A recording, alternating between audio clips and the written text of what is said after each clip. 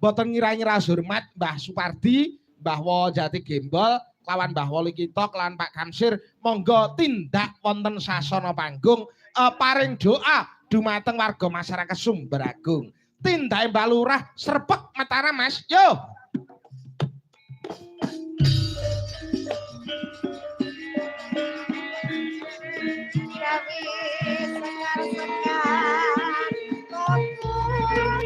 Monggo Mbah Lurah, Mbah Po Jati Gembol, Mbah Pardi, Mbah Wolu kita, monggo Pak Kamsir, Pak RT.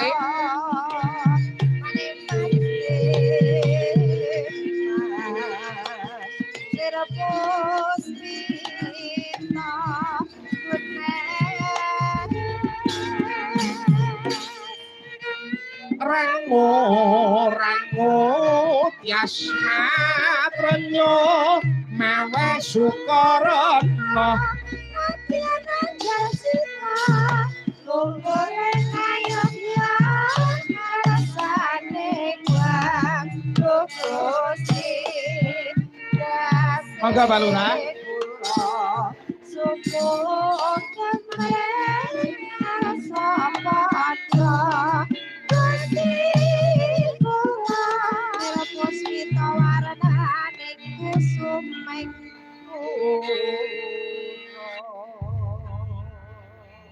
Mbah Wong Gembol, pundi Mbah Wong Gembol?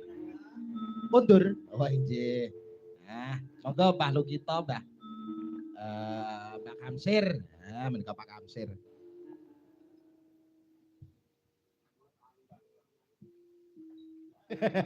Nggih, saderengipun Mbah Dalang. Nggih. Menika Mbah Kamsir menika Pak RT ingkang paling sepuh. Oh ngaten. Inggih. Oh, ping pira-pira pirang tahun mawon sing didolot kalih RT Ndanguk menika nggih Mbah Kamsir. Elok. Pramila kagem kita sedaya mugi-mugi Mbah Kamsir mangke saged nulari dumateng kita sedaya. Amin.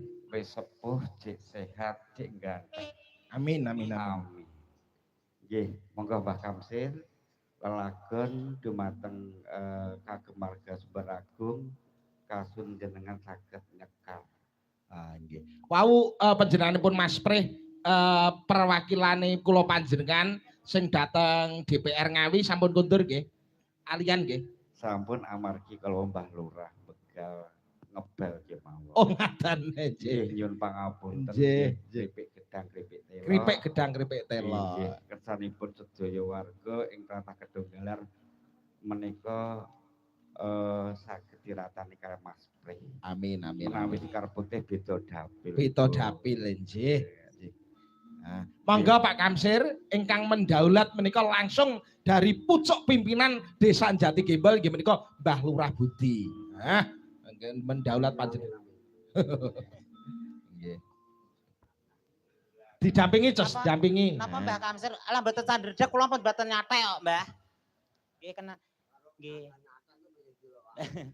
Ala mboten sangoten. Kalau diparingi Mbah Lurah. Lah jane Alah ngene iki apa yo penak. Wah, Mbah Wo ugi maringi lho Mbah Wo. Mbah Wo nggih.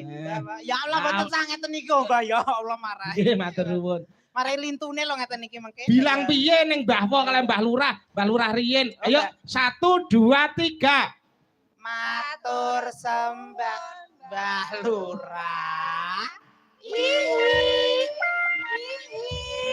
Lah ning Mbah Wo Lukita. Mbah Wo Lukita.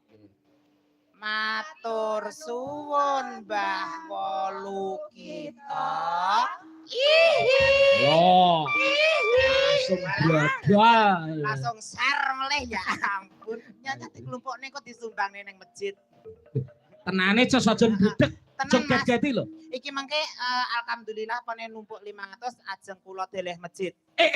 Dadi awakmu diparingi Mbah Lurah kuwi mbok dono driyake mbok amalke ning masjid. Nggih tak titipke masjid, Mas. Lho, apik kowe Cos dadi kowe ngamal ana masjid. Nggih engko tak titipke masjid, engko subuh tak jipuk. Aku kur titip Mas ora ngamal. Wong aku dhewe kere tak rewang dadi banci kok. Kowe ngono kuwi ditulis karo malaikat. Dicatet kocluk. Terus bar kuwi aku mara Mas, tak delok tulisane.